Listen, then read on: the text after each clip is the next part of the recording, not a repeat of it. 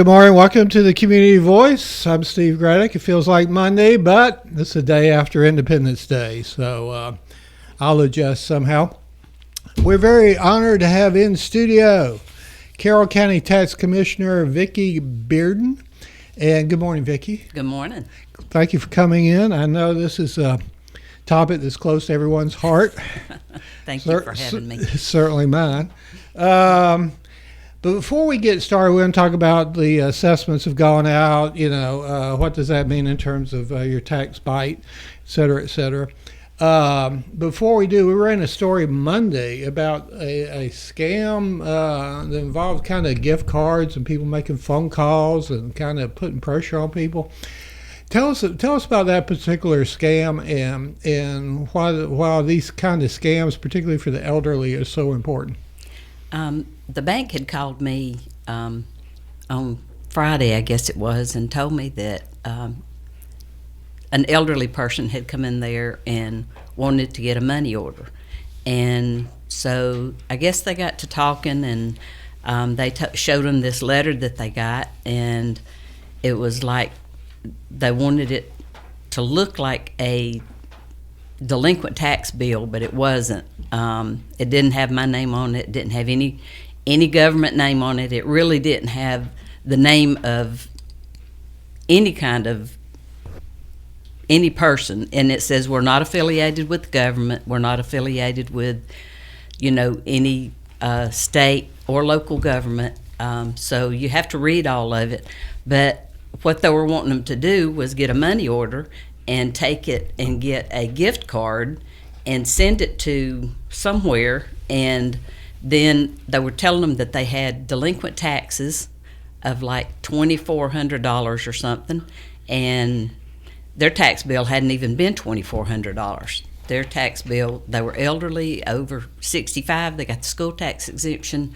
I think their bill was like between $300 and $600, and all their taxes were paid, but they called the number, and the number, when they called it, the people told them, that, they owed that and that they needed to do, certain steps. So the lady at the bank called me to see if this was us or had anything to do with us, and I told her no. So she sent it to me, and I sent it to the appropriate people. But we'd just like to get the word out there. That's definitely a criminal offense to try Absolutely. to scam the elderly like that, or Yes. anyone. But and I don't know who all's getting the bills. I don't know how they know how old they are or anything. So there may be a lot of them, Mm-hmm. and then they may just be targeting a few. Take care of your parents, watch out for them, your grandparents and your great-grandparents. Absolutely. So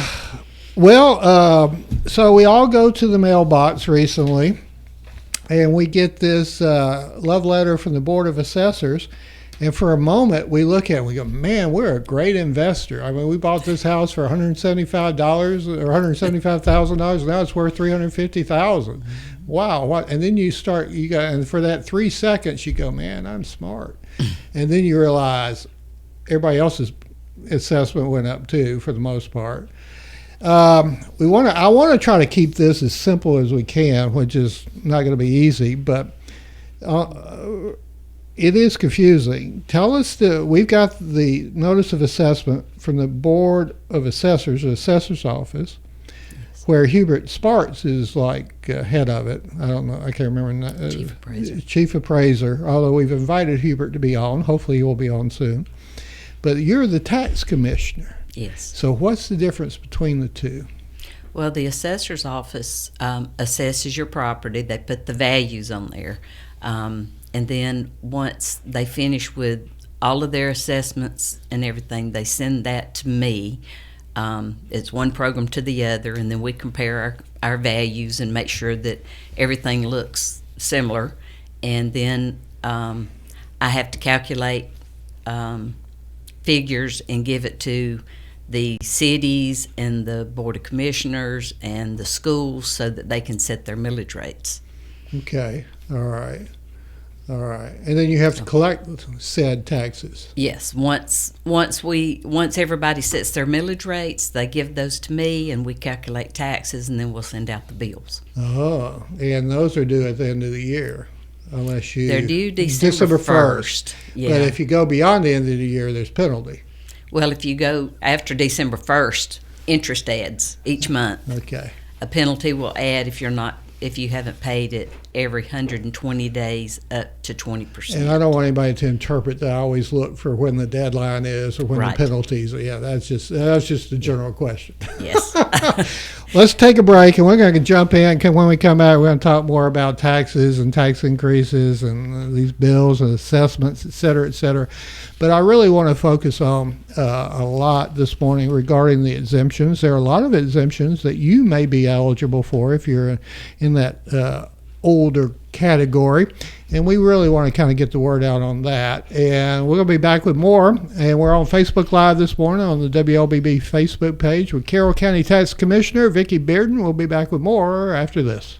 Oak Mountain Academy is an innovative school of academic excellence celebrating over 61 years. I'm Patrick Uran, head of school, inviting you to join us on the mountain to see our mission and vision in action. Academic excellence, a faith-based environment, and dynamic opportunities are just a few of the reasons our families choose Oak Mountain Academy. Academic scholarships and tuition assistance are available. For more information, visit us at oakmountain.us. Discover your journey at OMA. Prepare, explore, and achieve. Health is a journey.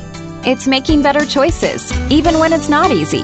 It's taking care of yourself and the people you love. At Tanner Health System, we're there for you with every step, with primary care, heart care, cancer care, women's care, orthopedics, surgical services, and so much more. We're dedicated to helping you live and feel your best. So let's get on that journey to health. You've got places to be for many years to come. Find us at tanner.org.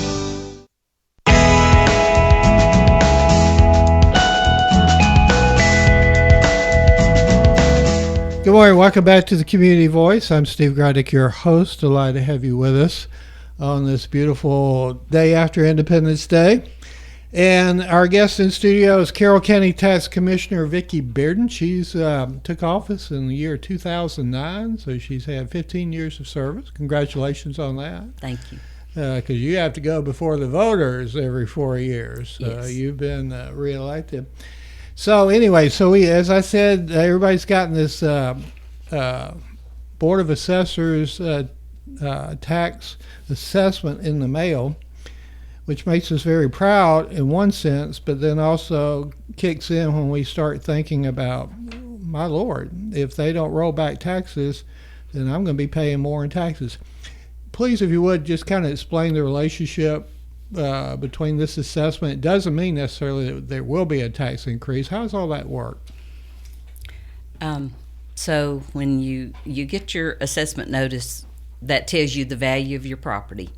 There are several exemptions that you can have. So homestead exemptions are the main exemptions. Well, before we jump into exemptions, Okay. So it doesn't necessarily mean that there'll be a tax increase, Correct. because it's the tax rate, the millage rate, is tied to the assessment. So if the assessment goes up, your taxes could still go down, or they could stay the same, or they can go up. Well, Correct? that would be according to your exemptions. So that's the only thing that would bring your taxes down, because if you don't have any exemptions, then your taxes will go up. But I mean, the it's government, according to the millage rate that the county sets. right? So it's up to the county commission or the school board as to whether or not the millage rate goes up or down or stays the same. Correct. And that's not till, I believe, August or something. Well, they should be working on it right now, but I haven't got figures to them yet. We've got a lot going on. You got any inside information on what to expect? No, not really. Now the school board tax, I know is oftentimes larger than the county M&O, correct? Yes, their millage rate is higher. Right. And okay, so there's a lot of variable here. It is a lot of variables. That's what makes it confusing. So we're told that our property is worth a whole lot more because prices went through the roof last year. Right. But it doesn't necessarily mean that our taxes will go up. It depends upon the commissioners and the Board of Education, right? All right. But the good news is, see, I'm working this in. The good news is, if you're older, there are several different exemptions, and I do want to take some time and delve into that. So, kick it off for us. You mentioned regular homestead. Okay, so you have your homestead exemption, and the homestead gives you $4,000 off of your. Now we're talking about county portion. Your tax bill is broke out to county. We don't have a state tax anymore, but it was state, city, county, and schools. So that's what you have to look at. And the county tax, the county doesn't get any more taxes unless the millage rate changes when you claim homestead exemption. So your exemptions is just regular homestead is an S1, an SC is 65 and you're still working. The S3 is 62 and less than total household income is less than $10,000. S4 is what we call the school tax exemption. You're over 65 and you get your school taxes taken off. SS is a service member killed in action. SE is unremarried surviving spouse of someone killed in action, and SC is the spouse of a firefighter or a peace officer killed in the line of duty. So when you sign up for any of these exemptions, you get the local float exemption. So the local float exemption freezes your value. So say your value is $250,000 when you claim homestead. So you pay taxes on $100,000. You get $4,000 exemption, so you pay taxes on $97,000, and then your county portion is going to be $727.68, according to the millage rate for last year. So if you, okay, I'm getting off on something. I feel like I'm in a college course. Well, it's really complex. So if your value goes to $300,000, your taxable value is $120,000, but you're still only going to pay your county portion of $100,000. That $20,000 goes into an exemption. Okay, you live with this stuff, so yes. We don't, right. And I think my experience has been is most elderly people have no clue as to a lot of what you're saying there. So let's back up if we could, please. Okay. The designations that you threw out, S1, S3, S4, etc. Let's go back to if you're over 65 and you get an exemption from your school property taxes if this is your primary residence and only your primary residence, correct? Right. So you get all your school taxes taken off unless you have multiple dwellings on your property. So if you have two houses, you're still going to pay taxes on that second house. Because wherever you live, it can't be if you got two houses, you can only live in one of them. Right. You can say you live in both of them, but you only live in one of them. Yes. Okay, that's pretty clear cut. Yes. If you're over 65, wherever you live, you can go for the S4, and is that right? And that'll take care of your county school taxes. Correct. Because in Carroll County. In Carroll County, right? Because not in every county, and that makes it even more confusing. Yes. But so you won't have to pay for the educations of other people's kids anymore. Correct. And that's a big exemption. Yeah, no, it's huge because that's the largest part of the tax bite right there. Okay, I think we got that thing down, and that's important. Even a lot of people in Carroll County who's 65 don't know that. I know. But you've got to apply before April 1st of the previous year. Is that correct? of the current year. Of the, So, excuse me, of the current year. yes. So- You turn 65, you have to be 65 on January 1 in order to get it for that year. Okay. So you can sign up for it anytime after you turn 65 and before April 1st of that next See, year. that's me and deadlines. When's the deadline? I'll wait till the last minute. April 1st. A lot of people do, as you probably have learned. Anyway, April 1st. Okay, let's transition. This is good stuff. You started out by mentioning regular homestead, and I had not really heard of that. Explain that to me. Just your homestead exemption, then you get $4,000 off of the value of your home or your assessed value to pay taxes. So if you're primary residence, you get a regular homestead exemption. correct. Really, if you apply before April 1st. Okay, but there's no age something or other on that. No. I had never heard of that. Now, if you have a low income of less than $10,000, or you show a total net income of less than $10,000 and you're 62 or older, you get an additional exemption. You'll get $10,000 off of your value instead of just your $4,000 value. Really? So you do get an extra. Are both of these unique to Carroll County, or are these more prevalent? This particular one's Carroll County. So this was well, the state does mandate that. Oh, it does. Okay, Yes. that was my question. Yes. Stem. Okay, and you had mentioned, and I want to take a minute, particularly after Independence Day. Let's talk about the military exemptions. You ran through about 3 of them. Yes. But let's go through those a little more slowly. Military exemptions for the surviving spouse, et cetera. Tell us again about those. Okay, so the service member killed in action, their family gets the SS exemption, or the SE exemption is the same thing, pretty much. And then the S surviving spouse of a firefighter or a peace officer killed in the line of duty. That's kind of a new one that they've put in. But off of your assessed value, you get up to $109,986,000. Over the total evaluation of your home. Correct. That's pretty stout. It is. That's good. That's good. So you may not be paying any taxes because of the value. It's according to the value of your property. So when something like that occurs, or you hit 65, and does that really, is your sense of it that impacts the revenues for the county or the school board when people go off the rolls like that? It does, and that's what's important about me giving the figures to the county commissioners or the schools and the cities, because they don't know how much value they're going to get tax money on. So that's what I've got to tell them so that they can decide all that. And right now, I mean, everybody's filing appeals, so we don't know what values are going to be.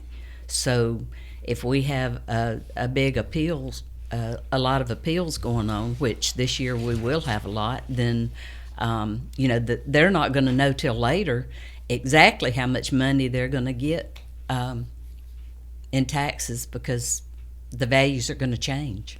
You use the A word, appeal. So the county has a board of tax assessors that they can appeal to if they don't like the valuation? Yes, they need to prove why their property is not worth what they say it is. And there's a deadline on that too. They have 45 days from the date of... See, yes, man, my middle from the name's notices. deadline. Now, those... The members of the appeals board, do you call them appeals board for the Board of Tax Assessors, or just Board of Tax Assessors, I guess? Yeah. They're appointed by the county commission and other bodies, I assume. Right. So you got to go make your case. Yes. And then they'll say, well, you're right. Well, we'll knock off some or right. Or get out of. And then sometimes they'll say, well, look, you've got this, and we didn't realize you had this on your property, so your value could go up. I've seen that happen before. Oh boy! Okay. So it can bite you sometimes. I won't comment on that. I get in trouble. Okay, yeah, the county board of that's called the county board of equalization, right? Yes. Yeah. Okay, that's cool. So you've got 45 days to appeal. Okay. That's interesting. I mean, this stuff is actually very, I mean, on the surface you would think it's simple, but it's really very, like you said, very complex. It is. Okay. Let's take a break, and we're going to come back. And we got a lot more we want to ask Carroll County Tax Commissioner Vickie Bearden about, and we're on Facebook Live. And stay with us. We'll be back with more after this. The AP Scholar Journey at Oak Mountain Academy is designed to provide students with a clearly defined advanced placement curriculum track to earn a series of distinctions upon graduation. This journey enables academically prepared students to pursue college-level studies throughout 17 AP courses in 5 subject categories while enrolled at OMA. I'm Patrick Uran, head of school, inviting you to journey with us on the mountain. For more information, visit us at oakmountain.us. Discover your journey at OMA. Prepare, explore, and achieve. Health is a journey. It's making better choices, even when it's not easy. It's taking care of yourself and the people you love. At Tanner Health System, we're there for you with every step, with primary care, heart care, cancer care, women's care, orthopedics, surgical services, and so much more. We're dedicated to helping you live and feel your best. So let's get on that journey to health. You've got places to be for many years to come. Find us at tanner.org.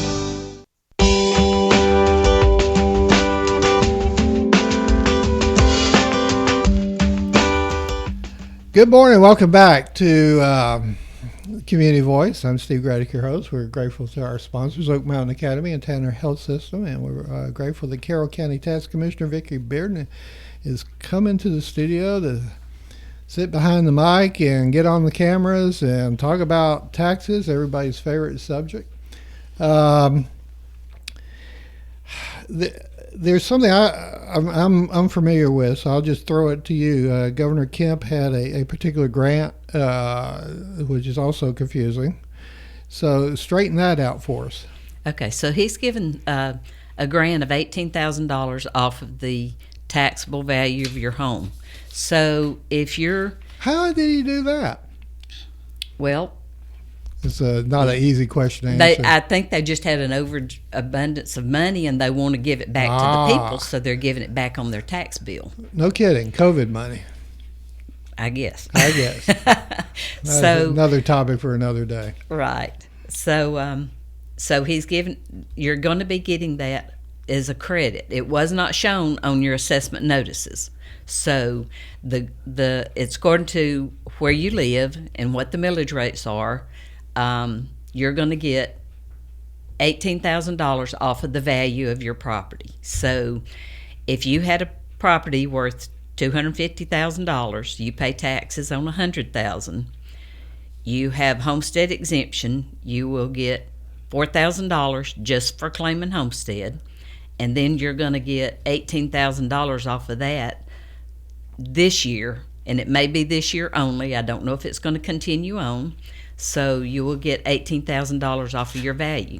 So without the grant, you would pay taxes on $96,000, and with the grant, you're going to pay taxes on $78,000. So on the county portion of your bill, without the grant, you would pay $727.68. With the grant, you're going to pay $591.24. So total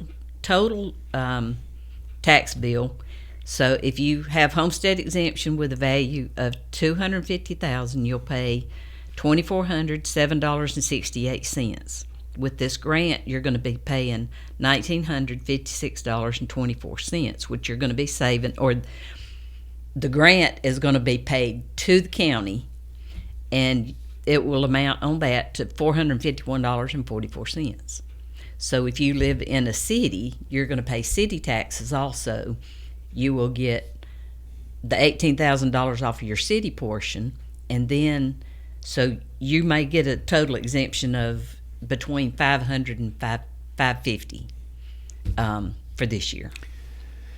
So basically, even though we've got these assessor's notices in Carroll County from Hubert Sparks, Governor Kemp is going to knock off 18,000 of it for this 1 year only, possibly longer. Chris. Oops, sorry. I thought I did that. Who did that? Anyway, okay, so that's interesting. But we don't know if that'll continue or not. But that's more than likely just speculation, pure speculation. That's COVID money. Okay, back to the deadlines. So now we've got the assessments out. We may or may not appeal it. We got it 45 days. Kemp's taking some federal dollars, and he's going to reduce the assessment 18 grand. And then at some point you'll be sending out tax bills, and Yes. then we'll know, once you know about the millage rate, you'll send out tax bills, Yes. and those tax bills will go out when? They're supposed to go out by October 1st, but we're kind of having a delay with this grant and TAD's it's a tax allocation district for Villa Rica and the city of Carrollton. So we're having a lot of configurations we're having to put in this year. So we haven't got figures out to everybody yet to set their millage rates. That's funny. I mean, the TADs are impacting your job. Yes. How about In fact, that? the county just voted on their part Right. last week Right. to include it this year. So, it's been a roller coaster this year. Yeah, So- yeah, that's interesting. Okay, so the bills will be due December 1st. As long as we get bills out by October 1st, they'll be due December 1st. And if you don't get them out by October 1st, then what happens? It'll be 60 days after the day 60 we get out. days. Yes. Okay, and then you have a month after that where the interest and the penalties kick in? No, the day after the due date, interest starts. Oh, yeah, that's Accrued. right. So you can't just send in a check. You got to find out what you owe down. Right. See, I'm deep in the dark on a lot of this stuff. What happens? Oh Lord, I got so many more questions. We're going to run out of time. When a tax bill goes unpaid for a period of time, then basically it goes to the courthouse steps to be auctioned off, or how's It that? can. How's that work? We have roughly maybe 3,500 bills that might not be paid. Yeah. When we start working a tax sale, Yeah. we can work about 300 to 500 properties. So we just have to pick and choose, and we try to choose different ones each year. That haven't been on the sale. So, eventually we get all of them. A lot of them don't sell, especially the Fairfield properties. So basically, you seize the property if they don't pay. When do you? Is that right? Not really seize it. We just put a tax lien on the property. Oh, okay. So if the taxes aren't paid by August, we usually file liens in Liens. August. But now a lien, if the lien is not paid off in a reasonable amount of time, then That's when it can go to tax sale. and that's when you quote unquote seize it, for lack of a better word. So basically, that's interesting. That's a whole nother topic in it of Yes. itself. We got a lot of topics we're not going to be able to touch on this morning. Okay. We've only got about a minute or so left. If people want to know more information, and I would encourage everybody to get educated on all these exemptions, because that's just a good thing to do, particularly for us old folk. Yes. How should they go about contacting you or your office? Where are you located? And you're going to be moving Yes. in soon and all that, Yeah, well, you apply for your exemptions in the assessor's office. right? So you'll go down there and just let them know what you want to sign up for.